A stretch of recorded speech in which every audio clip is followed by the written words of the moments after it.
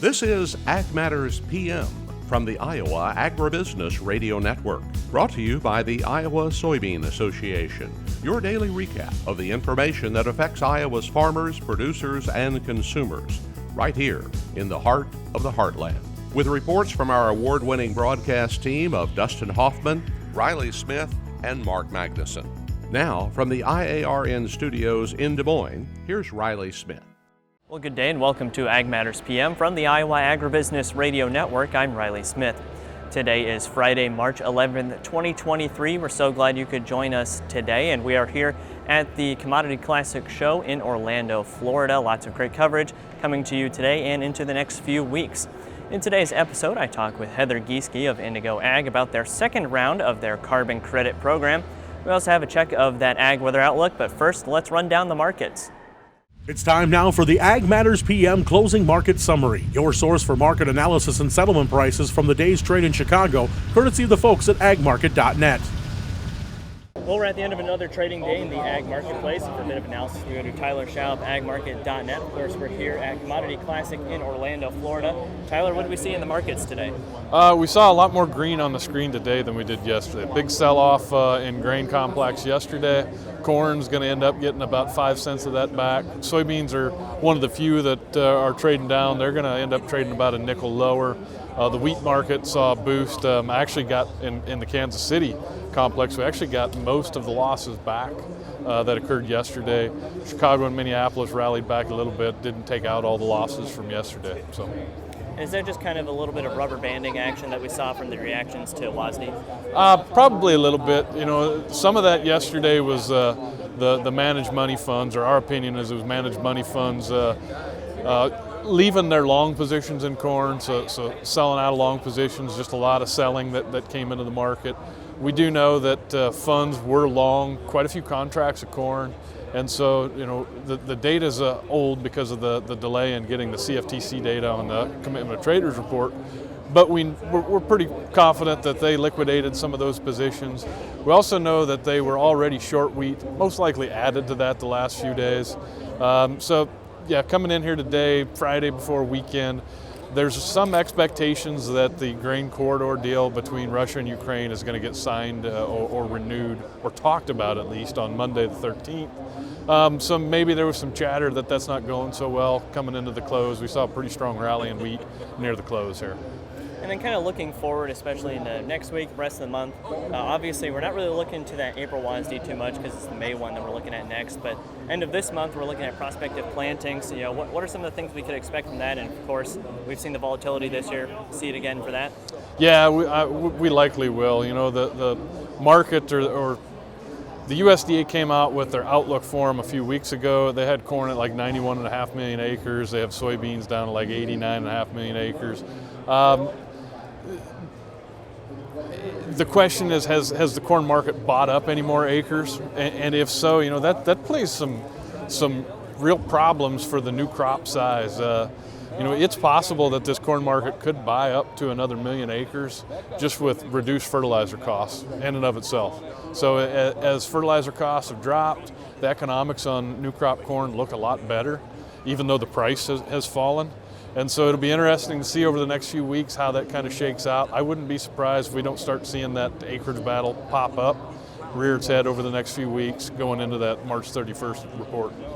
All right, and then thinking of the other side of the marketplace, livestock complex, what do we see going on there today? Hogs actually had a pretty positive day. They were up about $2.50. Supply is lower. The slaughter rate this week has been low for whatever reason. We've been talking about large pork supply for a while now, but the slaughter on hogs has been low, which has pushed the cash prices up. So that kind of helped fuel that hog market, and it made it positive. Cattle kind of seeing some sell-off, most likely some technical selling going on. The supply side on that hasn't changed anything. We know we're going to be short cattle. It's just figuring out if we can get enough of them to feedlots and then into the slaughterhouses. Right, and of course, we're not too far off. Back home it doesn't feel like we're close to that weather yet, but we're not too far off from the grilling season. Yep. Could see kind of that high demand period again. Maybe a little bit of support there as well. Yeah, for the most part, the consumer is doing well. There's lots of talk about looming recession. But for the most part, U.S. consumers are going out and they're spending money, and they're going out, and when they're spending money, they're usually buying beef. And so beef season is coming up on us. And then with that low supply, I wouldn't be surprised to see that cash cattle trade start to inch up again as we move on through the spring. All right, great analysis today as always, Tyler. For those of our listeners and our viewers who would like to get in touch and learn more from the folks at agmarket.net, how can they do that? If you're at the Commodity Classic, come to booth 2943.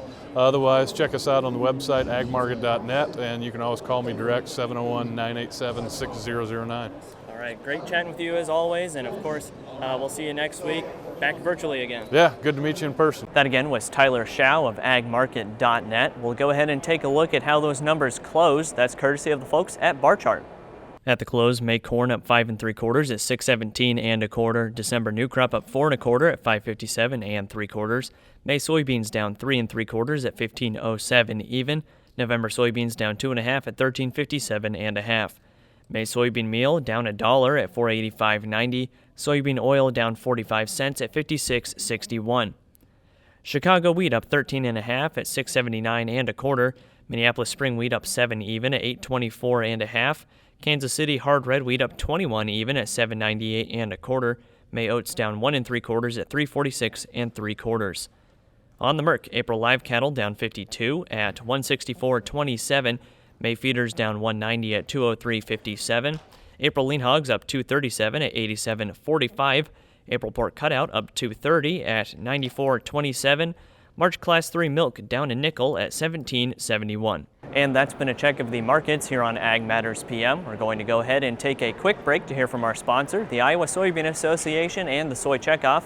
When we come back, I talk with Heather Gieseke of Indigo Ag. This is Ag Matters PM. Iowa Soybean Association is driven to deliver for Iowa's 40,000 soybean farmers. We're proud to provide objective agronomic research, a helping hand with soil and water stewardship, and timely industry news powered by the Soybean Checkoff. Learn more at iasoybeans.com. Welcome back to Ag Matters PM on the Iowa Agribusiness Radio Network. I'm Riley Smith. Well, down here at Commodity Classic in Orlando, Florida, I had the chance to talk with some of the folks from Indigo Ag. Talked with Heather Gieseke about their second round of their carbon credit program. They had a great success with that first round of payments out to farmers, looking to add a little bit more and really spread the message of the benefits that farmers can receive just from having some common sustainability practices. Well, we are here with Heather Gieseke of Indigo Ag to talk about their second issuance of carbon credits. We talked about this earlier last year. We talked about it at the Farm Progress Show. Now, that second issuance, just tell us a little bit about that second round. Yeah, thanks, Riley. It's really exciting news. Last time we talked, we were making our first issuance last summer with the Climate Action Reserve, our first carbon credit issuance. Just last month, we announced our second. And what this means is that to date, we've issued over 130,000 carbon credits that we were able to sell to purchasers of carbon credits that are looking to offset their carbon impact. So what this means for agriculture is that it's a completely transparent process. The Climate Action Reserve is a carbon registry that basically sets up strict protocols to basically validate the rigorous science and technology and data auditing behind the scenes that makes the issuance of a carbon credit real and legitimate and something that farmers can feel confident in participating in a program and knowing what's happening with the carbon they sequester in their soil, and also getting maximum value for that credit that they can rely on as a durable revenue stream. Right, and then just how did that first round of carbon credits go? Were a lot of farmers able to take advantage of that? Yeah, it's really exciting. We've been able to make payments twice now to farmers for the credits that they've sequestered in the soil and that we've sold to buyers on the other side. I think the thing that our customers get most excited about is when that first check comes in the mail. That's when it's real to them, right? And so the fact that we've been able to do that multiple times now, and they can actually go online to the Climate Action Reserve's website and trace the credits that were issued through our project all the way to the purchasers of those credits on the other side. The transparency of that process all the way through is something that gives farmers a lot of confidence participating and partnering with Indigo. Right, and then just maybe for our listeners and our viewers who might have missed it the first time around, and since you guys are in such unique territory with these carbon credits, just give us a little bit of a basic overview of what carbon credits are and how farmers can take advantage of them. Yeah, let's talk about how a farmer would lean into a carbon credit program. So the starting point happens at the field level. What are the qualifying practices that allow a farmer to take advantage of the ability to sell a carbon credit? Some of those look like using cover crops, maybe changing up the species of cover crops you're using if you're already using cover crops, changing or reducing tillage practices, and even shaking up the biodiversity, so putting a new crop into the rotation. These are all things that qualify for a carbon program. There's a lot of misconceptions out there that you have to do cover crops or you have to do no-till, but in fact there are many, many ways that growers qualify and can participate and actually earn new revenue from the sale of their carbon credits. So step one is adopting one of those practices that qualifies for the program. You implement those practices, and then at the end of the season, we collect data from the farmer through our proprietary software tools that make the process easy and simple. And then basically we go through and we validate that those practices happen and quantify the impact of those practices in terms of how many credits did you sequester on your farm, and then we pay farmers exactly for that amount of credit. What's different about our program is that we pay for outcomes. We pay farmers specifically for the amount of credits that they generate, and farmers always take home 75% of the value of the credit. Our goal at Indigo is to have a really robust market of carbon credit buyers that are basically competing to purchase our credits and making that price go higher and higher, because the farmer always takes home 75% of that credit price. As the market moves higher, so does the price back to the farmer in this situation. So it really is a win-win for farmers that are implementing these practices and looking for a way to monetize their data for the first time. Right, and we know that a carbon credit, we saw this kind of a physical example at the Farm Progress Show, is there's a lot of good that comes from that. It's when we had the big globe in the background that showed just how big of a change a carbon credit can be on a farm. We know that it's a good thing to take advantage of. And is there anything else with the carbon credit, maybe the second time around, something different for farmers to keep an eye on as far as things go with that, and then just how can they sign up? Yeah, I think the message to farmers right now is don't hesitate to jump in. We just announced Field Flex, which is a suite of programs by Indigo that allows you to participate in carbon today, but if something new or different pops up in the future, like a premium for sustainable grains through our Market Plus Source program, they can move to that program if it makes more sense for them from a profitability standpoint. So it's giving farmers the ability to jump into carbon with confidence today because it's available in 30 states across 16 different crops.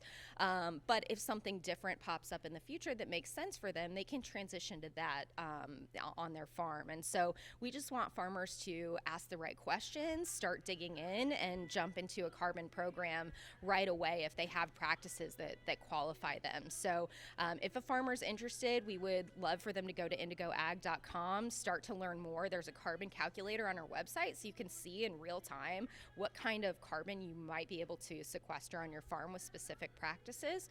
And from there, we can get you in touch with someone at Indigo or through one of our partners that's offering our program. All right, Heather, lots of great information today. Thanks for taking the time to visit with us. You bet. Great to see you, Riley.